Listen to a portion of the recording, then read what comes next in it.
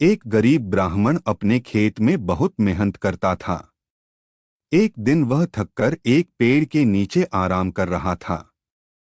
तभी उसे एक बिल के अंदर से एक नाग निकलता दिखाई दिया। ब्राह्मण ने सोचा, मुझे इस नाग की रोज पूजा करनी चाहिए।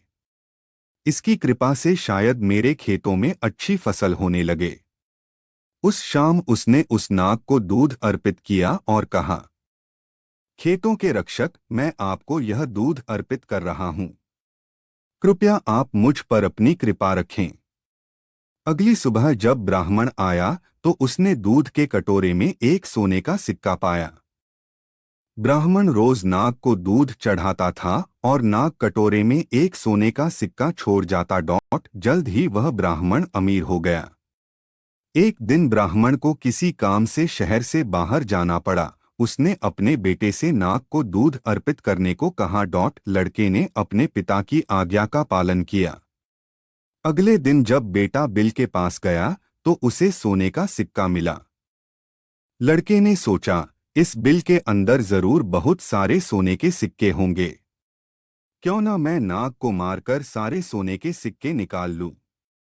उस शाम को उसने सांप को लाठी से मारने की कोशिश की। नाग को गुस्सा आ गया और उसने लड़के को डंस लिया।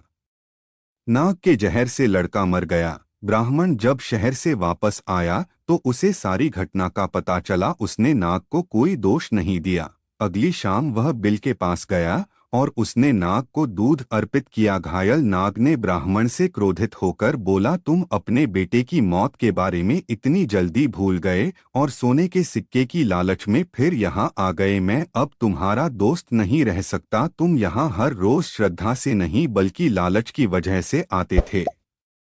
नाग ने ब्राह्मण को एक हीरा दिया और वहां आने से मना कर दिया।